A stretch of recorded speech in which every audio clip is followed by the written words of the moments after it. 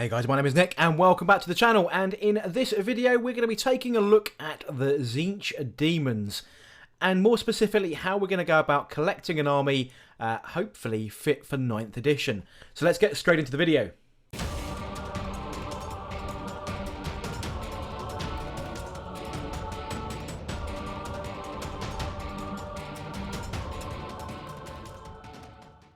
So how I've structured this video then is to take a look at the best kind of way to start collecting a Tzeentch Daemon faction. Now before we get right into the nitty gritty, if you are a super competitive player, Tzeentch Daemons, and in fact Daemons as a whole, I don't think have fared particularly well with the rebalance of the new edition. And we'll cover some of those details as we go through the video. But as you can see, over the years I have amassed quite a substantial collection of Tzeentch Daemons. Probably over the last 3 to 4 years. I think I really started at the start of 8th edition, wanting some demons to ally into my Thousand Sons forces. So yeah, this is probably about 3.5 years worth of collecting that has amalgamated in this, so just over 5,000 point army. Now obviously the beauty of collecting an army over a number of years and not selling it on and things like that is that no matter what edition we're playing and no matter how the rules change, hopefully we've got something that will transcend the editions and will always have a place, or may come out of retirement because something has changed that makes it useful once again. And as I go through my ideas on how to make a good start collecting, clues in the title there, is I'm also going to be covering sort of the price as well. So GWRRP, obviously if you go to an LGS or an FLGS, whatever you want to call it, your local gaming store that does some discount, you can knock off the appropriate amounts. And I'll be covering this, as I said, RRP in British pounds and in US dollars. First up then is the purchase of the Start Collecting Tzeentch Daemon set. This is probably one of the best value start collecting sets that are on the market at the moment, just because there is some alternative builds and it gives you pretty much many key units that you probably want to field in your pure Tzeentch Daemons army. So I'm covering both builds that you can actually do with this set. So set 1, you get a Change Caster, 10 Pink Horrors, 3 Flamers, 3 Screamers and a Burning Chariot. Adding all the appropriate upgrades to that, so the Staff of Change, the Icon and Instrument for the Pink Horrors, and Chanting Horrors for the Burning Chariot, this comes in at 457 points, or a power level of 22. What this looks like on the tabletop then isn't actually too bad, you know. You've got a core troops choice. Pink Horrors are quite substantial in their troops choices. We've got an HQ, we've got an elite slot with the Flamers. We've got a fast attack slot with the Screamers, and we have a heavy support option here with our Burning Chariot. Option 2 then is a slightly different build from the box set. So what we can also build is a Fate Skimmer, and then we still have the 10 Pink Horrors, the 3 Flamers, the 3 Screamers, and an Exalted Flamer this time. Basically it's a single kit. The Fate Skimmer Exalted Flamer kit is a single kit that gives us, that's included in the box, that gives us a couple of different build options. If you put this together with the same upgrades, the Staff of Change and the Icon and the Instrument for the Pink Horrors, we get 477 points and a power level of 25.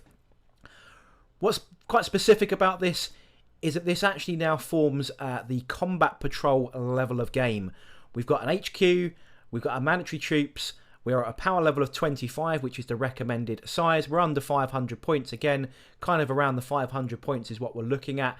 So this actually fits in exactly for your very first Combat Patrol and your delve into Warhammer 40k.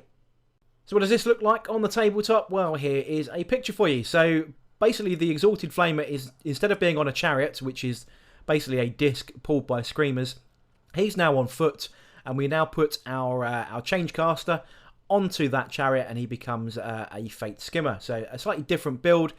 And yeah, so you end up with a far more mobile, a bit tougher of an HQ, but a bit of a bigger target. But we still maintain an HQ and a troops choice. And then we also now have 2 elites choices because the Exalted Flamer on foot is no longer heavy support. He becomes an elites option. And then we still have our Screamers for fast attack. So we're still operating the Combat Patrol detachment build. The Start Collecting set then is going to cost you £55 or $90 US. And as I mentioned before, that is Games Workshops RRP price. you will probably be able to find that anywhere between 10 and 25% off if you look around. And as mentioned, this fits perfectly into a patrol detachment, so it's a game legal size of models. It fulfills the power level and points requirement, and then fits all of our mandatory choices within our patrol. So that 1 HQ and 1 troops choice, and then we're not going over any of the other limits on any of the other selections within that force organisation. It probably comes as no surprise then that to expand on our initial sort of 500 points-ish force, we should buy another start collecting set. Now that might seem a little bit lame, a little bit boring, and maybe expected, but as I said, it's a great value kit. It still gives you those 2 HQs / Burning Chariot Exalted Flame options, but what this does do is take our force to a maximum 914 points or a power level of 44 if you've built it in version 1. Obviously double up if you've built it in version 2. But we now importantly have 2 troops choices. We're well on our way now to a battalion.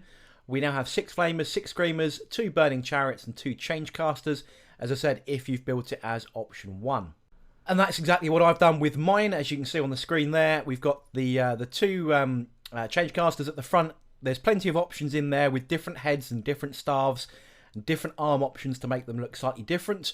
And then I've built the second squad of 10 pink horrors without the instrument and the banner, which means that you can either run them as a squad, 2 squads of 10, or as a single squad of 20. We've now expanded on our flamers and screamers and our heavy support. Now this isn't to say this is competitive by any stretch of the imagination, but when you are moving into collecting and expanding your forces, this is a really good and easy way to do it. You've probably also got your paint scheme down at this stage as well, so you know exactly how to do it, and you can probably churn through the second half of this start collecting as quickly as, more quickly than you did the first. Now short term, this isn't actually that bad a list heading towards our 1,000 points, but at this stage we can now start to look at some tweaks. There are some good units in here. Pink horrors are always going to be probably a good choice. The 2 change casters, you might want to consider dropping one, and we'll discuss how we go about that.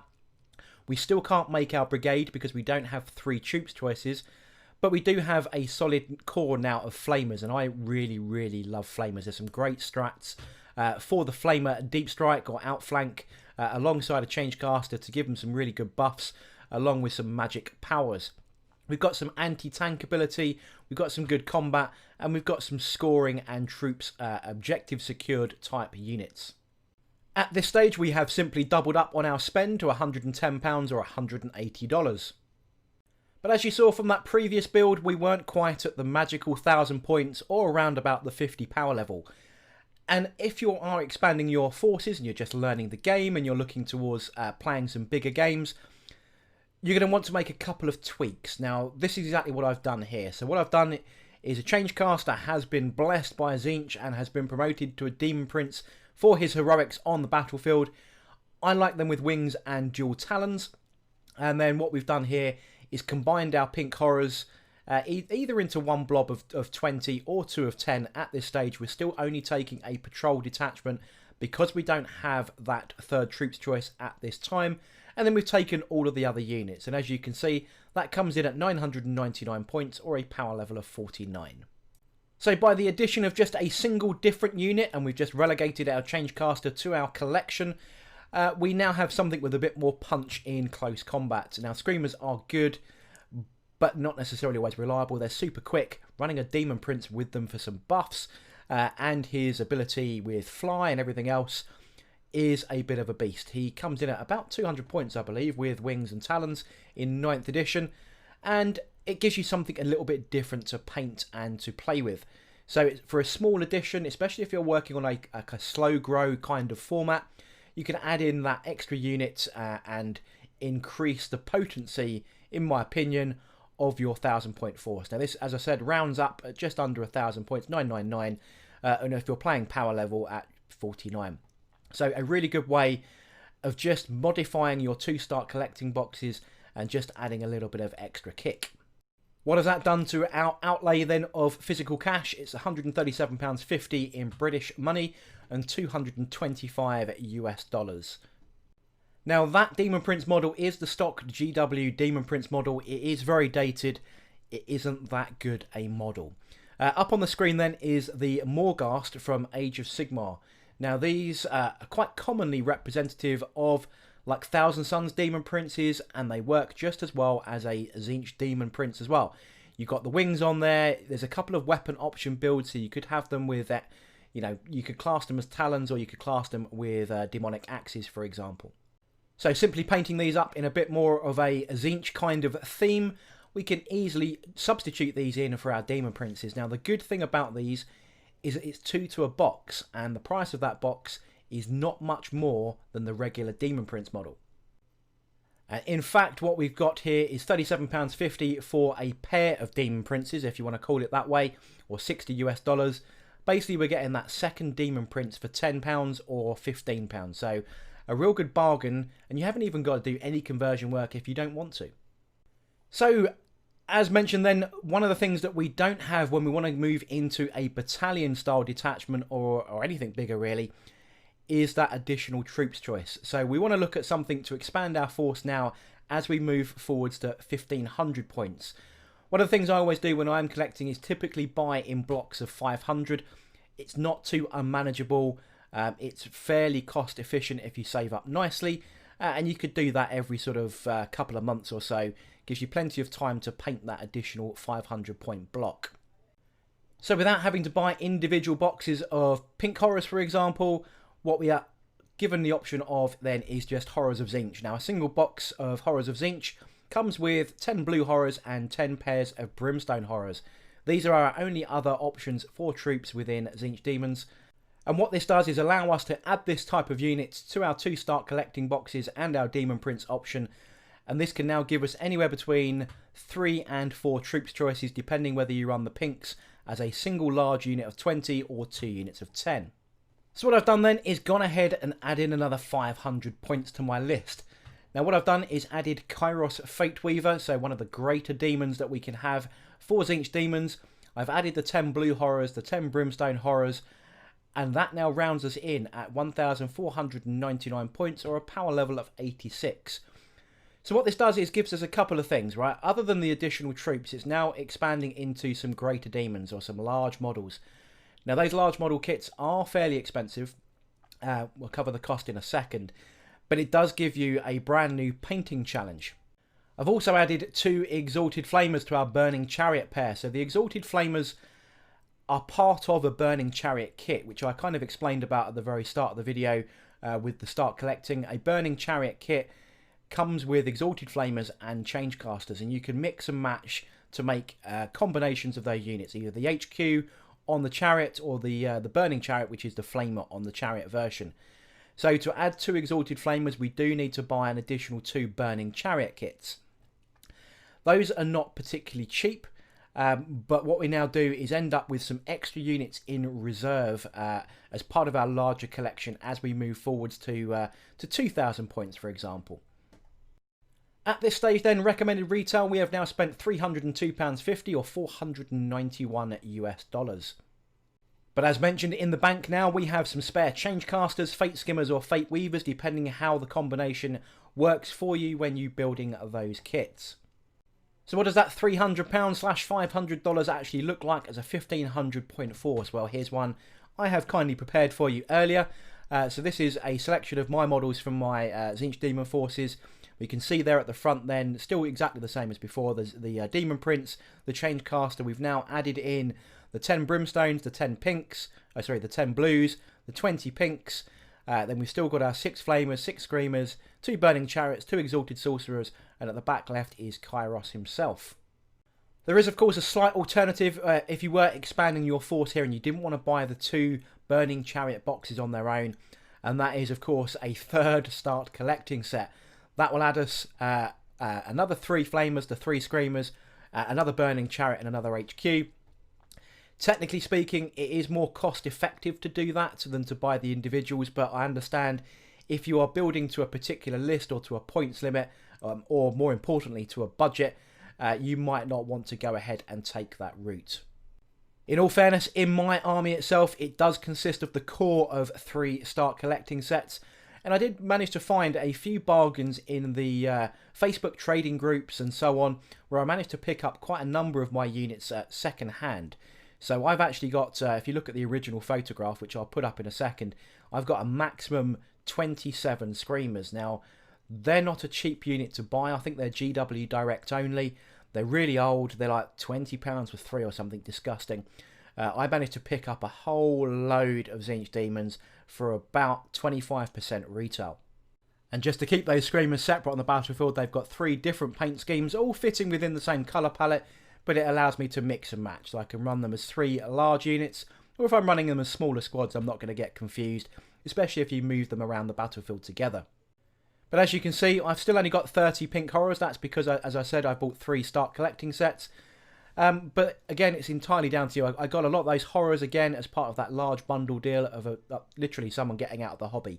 So if you're in the right place at the right time, there are bargains to be had out there.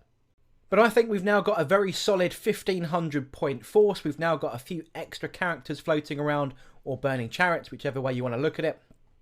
That 1500 points gives us a solid battalion to start using, which means not a lot in 9th edition, let's be honest. But it does mean that we can now expand our troops choices to a maximum of 6 and so on, and gives us that flexibility within that detachment to stay game legal. Moving on then from 1500 points to 2000 points is probably going to be left to your discretion, let's be honest. If you are staying purely Tzeentch Demons, there's not a huge amount of other models that you can consider. There's a couple of alternative HQs with the Blue Scribes and the Changeling, as well as a Lord of Change itself, so the lesser version of Kairos. And that's pretty much it. It's quite a limited mono-god type of army. I'm not sure, as I said at the very start of the video, I don't believe that they're going to be top tier by any stretch of the imagination. If you are looking for competitive advice, this is more of a collector's advice and getting you started into the collecting of Tzeentch Demons. But just to summarise then, I think this is a great solid choice of getting into Tzeentch Demons. Those 2 start collecting sets, the options of around the Demon Prince, whether you go with the Morghast or with the standard GW version for the official model, and then adding a couple of extra bolt-on units. It gives you flexibility on the painting, it gives you that slow grow kind of feel, especially if you're getting into a brand new faction for the first time. It gives you those options to go through a couple of combat patrol kind of levels before moving into a battalion, and as you grow into 2000 points, there's plenty of other options out there. You're still going to want a lot of troops. Troops and board control seem to be quite dominant in 9th from what I've read so far. But obviously there's a lot of limited gaming going on right now due to the global pandemic. So unfortunately there's not a lot of huge amounts of results. Seems to be very localised, friends playing friends. Not a lot of organised kind of results coming through at this time. But I'd love to hear from you in the comments section below what you think on this route to start collecting and getting into Tzeentch Demons specifically. Yeah, I'd love to hear from you if you've got any other alternative advice for people that are getting into the hobby for the first time, coming back to the hobby for 9th edition, because they might have skipped 1 or 2 versions of the game for whatever reason. But I definitely want to hear from you in the comments section below. But I hope you enjoyed this video. I hope you found a few things useful. If you did, don't forget to like, comment and subscribe, and I shall catch you guys on the next video.